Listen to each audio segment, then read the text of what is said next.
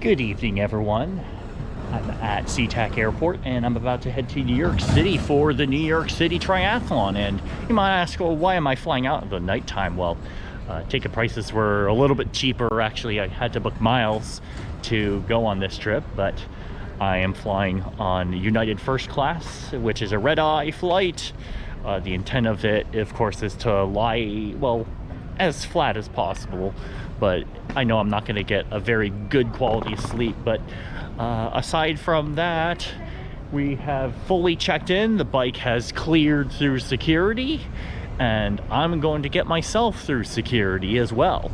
So I will meet you on the other side of security once I get through there. And my flight doesn't depart until 12:50 in the morning. The plane is here, and everything's looking good so far, so no travel delays. We'll see what happens, of course, when we get to Newark, and as soon as I get through security, I'll talk a little bit about some details with the race.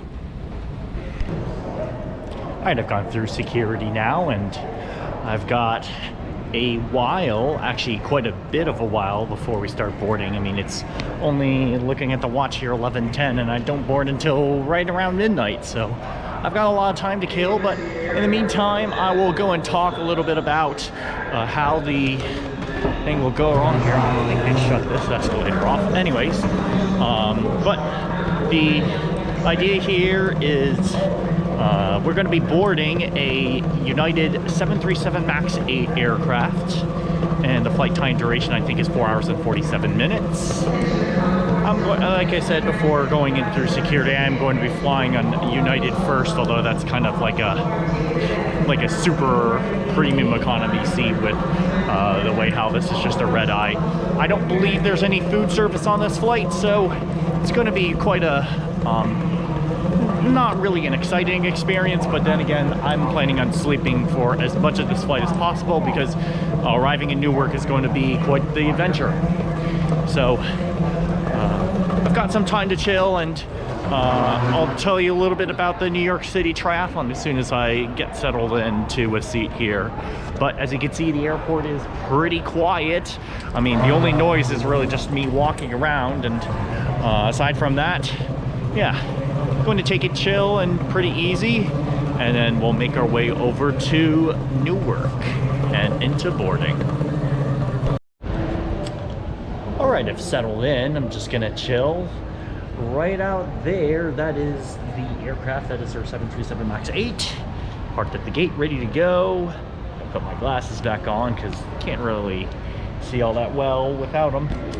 Yeah, and so I'll talk a little bit about New York City Triathlon. So originally, it's an Olympic distance course. You can kind of tell what's coming. Well, they went ahead and shortened the course to basically a sprint distance, because race time start is going to be right around 80 degrees, and the high temperatures are going to be about 100 degrees during the daytime. So it's going to be a nasty race in terms of it's going to be hot and humid.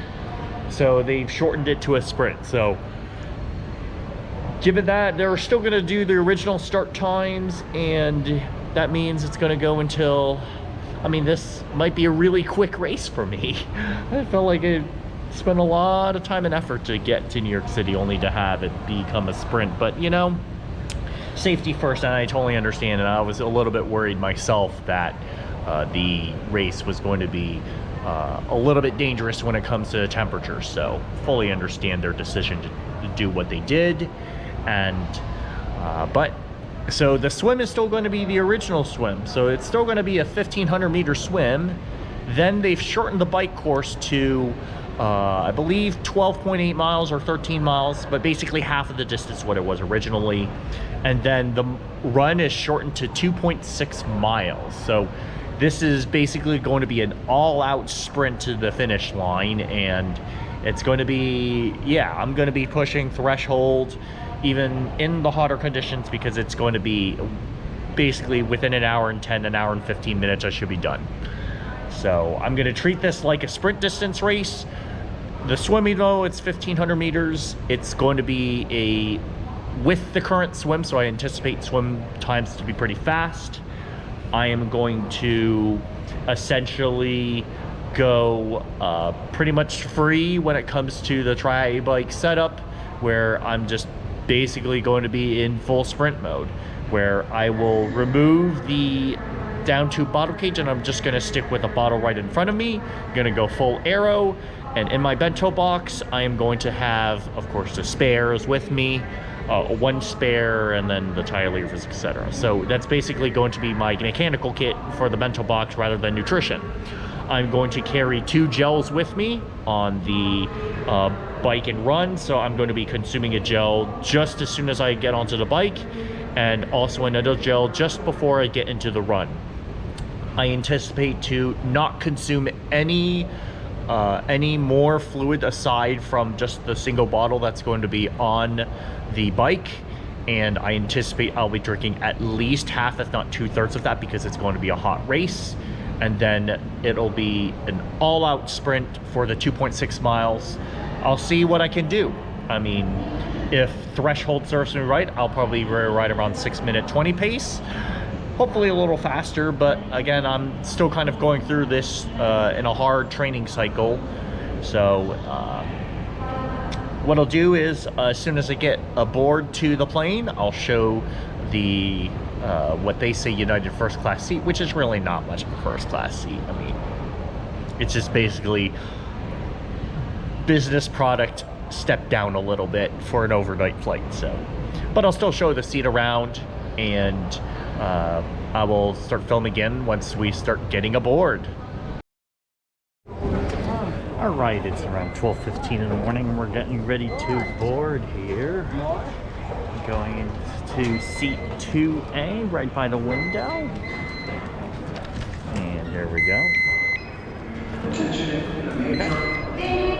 Okay, so that was a little hard. As you can see, they've modified some of these gates to accommodate more international arrivals, which is always a good thing here at SeaTac. One thing I'm gonna miss about Seattle, at least for this weekend, is that it's nice and cool here, compared to where I'm going to be going to New York City, where the low temperature is 81 degrees. So it's gonna be the high temperature here in Seattle is the low temperature in New York. So yeah, it's gonna be a hot one. So you'll probably see me take off the sweater by the time that you see me go out to the terminal back in Newark to the East Coast. And except for that, we got a little bit of traffic coming through here as we get some passengers coming through. And yeah, it looks like we've got very limited overhead bin space, so we're gonna have to make our way comfortable for this. So we'll go from there.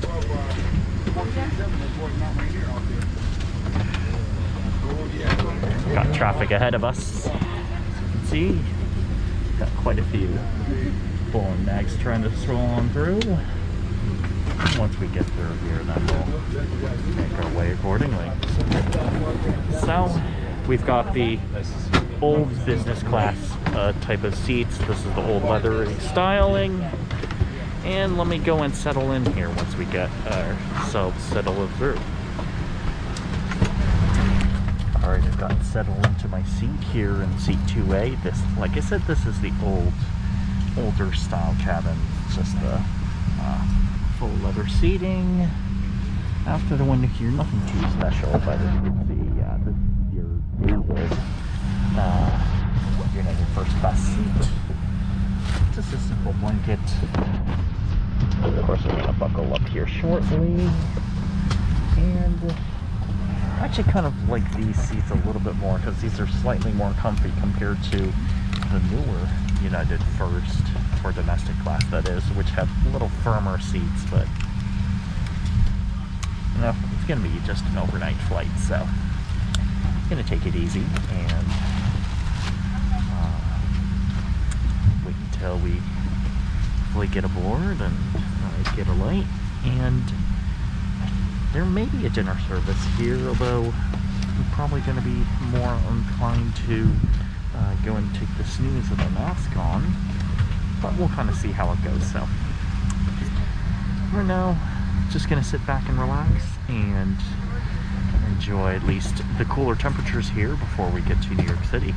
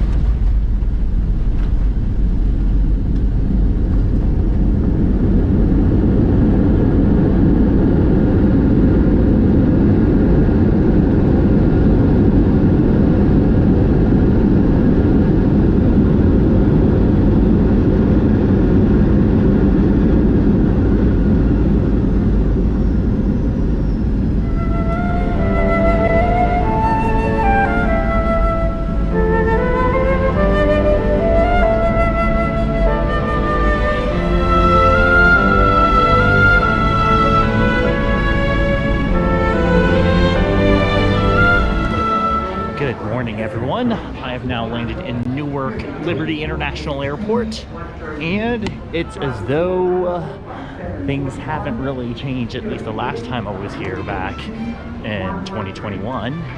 But I've changed out of clothes. As you can see, I'm actually basically wearing my running gear right now. It's already 83 degrees outside, and I guess I'm gonna enjoy the air conditioning for a little bit before I head into the downtown area of Manhattan. I'm gonna be staying at the Times Square Edition. And yeah, it's a much more modern Newark from a couple of years ago. And got a little bit of coffee in me on the plane before debarking, so I'm trying to save bucks where I can.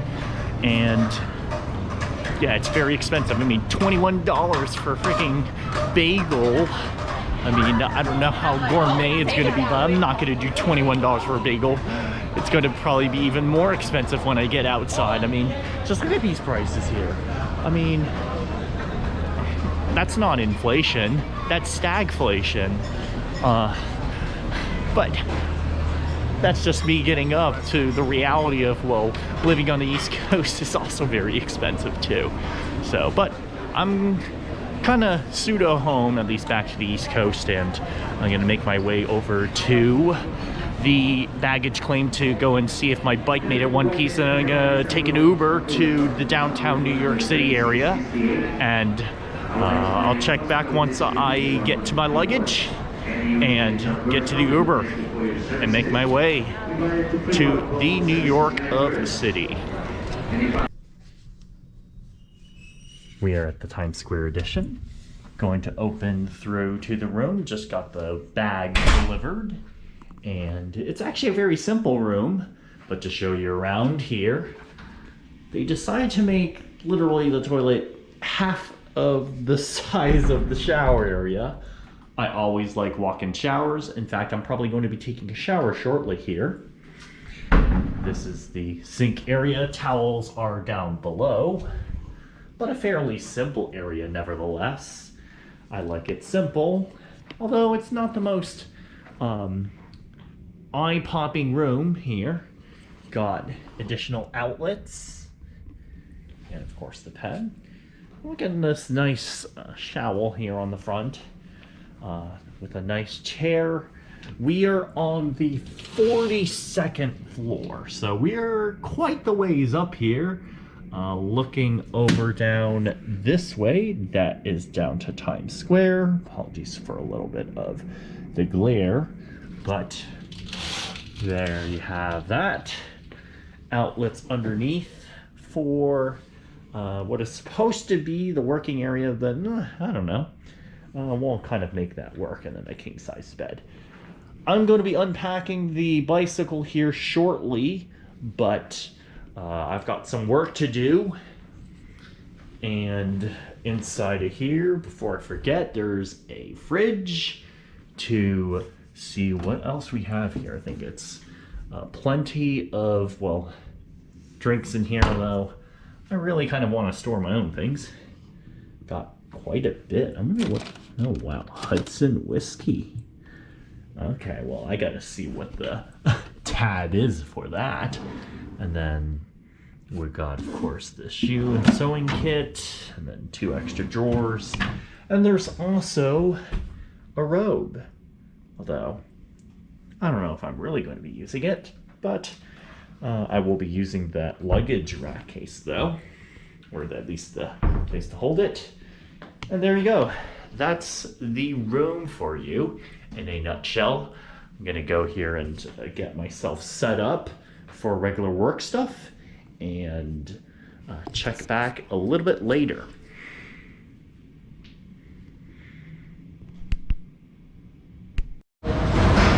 All right, I'm gonna make my way to lunch, but we're in the middle of Times Square and it is freaking sweltering here in the heat.